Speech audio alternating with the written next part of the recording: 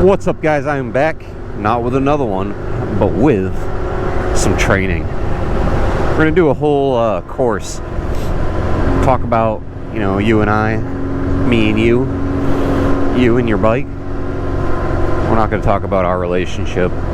It's just not gonna happen. But what I was gonna start with, and I tried it on the CB. The CB is just a little too, it's got a little too much help. And I know with the smaller bikes, it doesn't have a lot of help. So what we're talking about is clutch and throttle today. Now, I was going to say clutch and throttle just because my hand's on it. You guys know what I'm saying. Throttle's on your right, clutch is on your left. Let's get into it. So, the way that I learned, and I guess the most helpful way, other than riding four-wheelers and dirt bikes, my childhood, during my childhood, four-wheelers aren't going to be the same. They all have thumb throttles, and I say that with a question mark at the end because I'm not sure if anybody has ever really replaced a thumb throttle with a twist throttle. So the difference between a thumb throttle and a twist throttle is you are literally twisting your arm on a twist throttle, and the thumb is just, there's a button, and you press it, and it's got, some forward movement and some rear movement. It's push to go, let off to let off. So that's where we're at with the thumb throttle. We're not going to talk too much about it. It doesn't really apply here, unless maybe people are going and switching out their twist throttles for thumb throttles. And then maybe I will make a video on how to do that. But it's pointless right now. So the way that I learned, right, was get into your normal seating position. Sorry about my blinker being on. It's always on this thing. The other bike, again, has a ability to shut off by itself. So this one is just pure rawness of a motorcycle. Even though it's a 125, it's still going to do all the same things that your other bigger bikes do. Your starter bikes, your R3s, your 400s, all the way up to my bike. I mean, electronics in it. I'm just ranting. The electronics in my bike now versus, I don't know, what, 10 years ago are completely different. So start off sitting in your comfortable seating position on your motorcycle and place your hand onto the bars. Do not twist. Do not do anything with the throttle. Do not grab it. Do not overreach. If anything, underreach the throttle. And when I say that, I'm talking grab with your wrist already like you're in a throttling position. And what this is going to do is it's only going to allow you to go so far on that throttle. You'll never be able to max it out if your wrist is already bent. If you go up and over, that's full. You can go from all the way closed to all the way open. And on bigger bikes, that's going to be a lot less forgiving. I heard people talk about the finger method, which is keep your finger on your brake and use that as like a, I don't know, like a resistance band type of deal. Use your finger as you can feel it out. But even so, on my bike, it's way too touchy to do that. You just have to be confident in your throttle capabilities, in your throttling. You gotta throttle that shit. Don't throttle it. Don't do that. I mean, that's kind of the gist of the throttle. You don't want to go full bore everywhere you go. This is going to lead into the clutch talk. We'll do the clutch and the throttle. I thought about it. My last video that I did make, but I didn't put out, I was going to do just throttle, but that's really doesn't make any sense to me. You guys need to know both getting out, riding a motorcycle, knowing what you're doing. So we'll talk clutch and throttle, okay? Are you happy now? Are you happy with that? Good, because I don't give up. Trying to get to a nice safe space, just gotta be in my safe space to be able to teach you guys a little bit more There's 3 different throttle types for these types of vehicles, whether it be a motorcycle, a dirt bike, a 4-wheeler. There's 3 different kinds, okay? We're going to talk about those 3 different kinds right now. This cable throttle, like this bike, right? It's got a cable that runs down to the fuel rail, opens and closes. Well, not the fuel rail, but I don't know what the fuck I'm talking about here. Let me rethink this real quick. Let me get a good parking spot going. Alright. Why can't I think of it? I thought of it yesterday. Get some memory going. Throttle cable runs to what? Throttle body. Throttle body, you dumbass. Doesn't even say it. Throttle pedal, throttle valve, butterfly valve, engine, okay, throttle body at the bottom. Okay, I didn't look at that. It just popped in my head. I know what I'm talking about, okay? I was kind of a mechanic, but more of a janitor. Alright? So you have twist throttle with a cable, runs to the throttle body, fuel injected, runs to the carburetor on a carbureted, okay? Open and closes a valve, lets in more fuel, air, blah, blah, blah. We're not here to learn about mechanics. We're here to learn about how to throttle your bike, all right? So if we talk, all these people are probably like, what the fuck is going on with this dude? If we talk my CB, which is a 24, I'm not sure what other bikes, what years they started it with different companies, Kawasaki, Honda, Suzuki, Harley, maybe. Yeah, I'm sure Harley's done it by now. What else? Ducati, whatever you want, whatever you got. If you're starting off on a Ducati, well, that's whatever you want to do. I'm not going to judge you. So then you have thumb throttles. Thumb throttle, well, dude, I didn't even talk about the electronic throttle. So the electronic throttle they call fly-by-wire. That one is twist the throttle, sends a signal to the throttle body, opens and closes. I want to say it's more touchy than the cable is, because there's always just a little bit of slack in a cable, right? With the electronic throttle body or the electronic fly-by-wire throttle, it's instant. You touch that thing even a little bit, it's trying to rev. So just be careful, okay?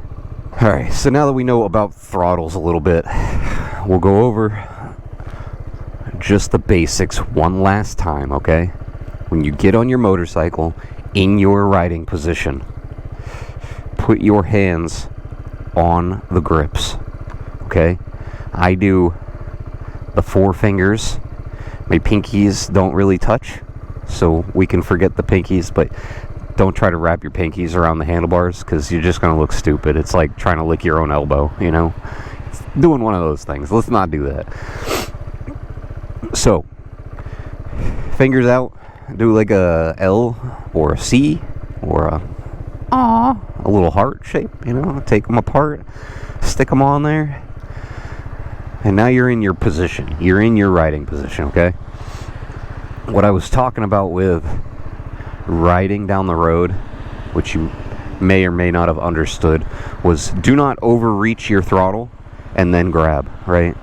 So if you're doing one of these and you can't get your fingers out of there, don't do that. We're going to do one of these. You can bring your hand back in easy. You see what I'm saying? Easy, easy. That's rider position. Don't overreach to think that you're going to grab and twist throttle, because like I said before, we'll shut this off real quick. You can bring this all the way, and that is full bore. That's scary. That's 10,000 RPMs on a 125. You're going to go to the moon. No, I'm just fucking with you. So don't do that. Take your position right on the handlebars. No torque, no this way, no pushing. It's just you're in that comfortable position. If you want a little less throttle and the ability to twist the throttle, bring your wrist up like that, yell hey, kind of feminine, and then grab the throttle. So now your wrist is bent in comparison. There's straight wrist, there's flamboyant wrist, and then you can twist. And you cannot twist that comfortably all the way to full throttle, RPMs, 10,000, whatever you want. You just can't do it from this position. It's just super uncomfortable, and that's going to get your brain thinking like, hey, I can only go so far with this. So if we're ready now, I think we are. I think I covered all my bases on throttle. It's pretty simple. Get comfortable. You can also do your little games, right? You can try to keep it between 3,000 and 4,000. My bike idles right at like 2,100, somewhere in there. Just try to bring it up and then keep a constant RPM, 3,500. Just so you know what you're doing, right? You get the feel of it. So, on the beater bike, it's getting a little warm. It's nice. It's nice on my legs. It's a little chilly out today. Clutch in, first gear. Fucking rev the shit out of it and drop. No, don't do that. You can easily let this clutch go, right? Most bikes, you can walk the bike if you're on flat ground without even touching the throttle, okay? So if you let it out slow enough, slow, and the bike starts rolling. This one, we're on dirt, going uphill a little bit. Got to give it a little bit of throttle.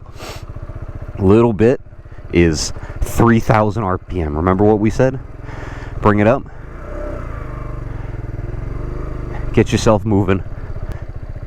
You can, if you're trying to do slow speed stuff, which we will get into, it's just cover the clutch nonstop. This bike is slow enough that you can do whatever you want. There's really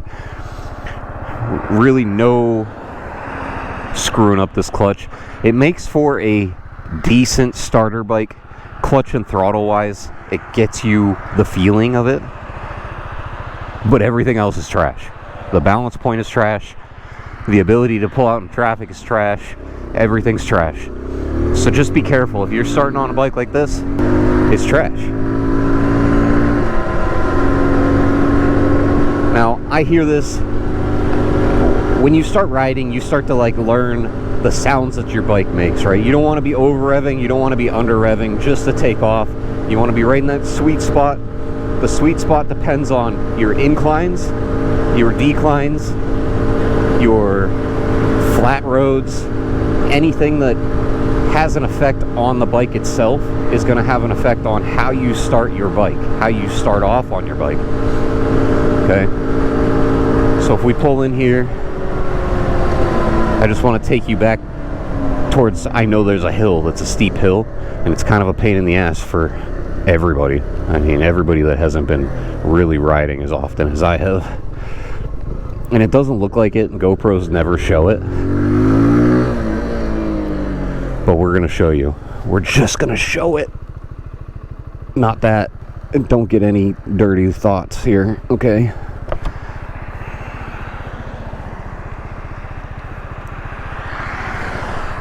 So we're starting on an incline here. A little bit of throttle. Let go of the clutch. And you're off. Now I say let go of the clutch. It's not, don't ride the clutch, but also don't just drop the clutch. It's just kind of a feather. It's a feather. You're kind of just letting it grab. You're not going to ride it out holding the clutch. And once you start the movement, you're good. Another big thing, don't shift when you're at fucking red line. You're not going to be needing that. You don't need that. Cruising speeds, you don't have to get the red line. I'll go over hill just with you guys. So on hills, you want to stop and put your left foot down, be in first gear, right? Clutch pulled in, ready to go when it's safe to go, whatever. But your right foot is going to be on your back brake, okay? You're going to be putting tension on that back brake. Now, you can put enough tension to hold yourself there, but allow yourself to give it throttle, let go of the clutch, and slowly come off the line. You can walk yourself forward with your left foot, as you do all this, but it's kind of like, it's like a big circus of shit. You got to be able to do it all. So if you got any more questions for me, please let me know in the comments. Throttles and clutches, it just takes feel and practice. Shifting at the right RPMs will make you even smoother, even better. And then next round we'll get into, I have no idea. I'm gonna have to come up with it.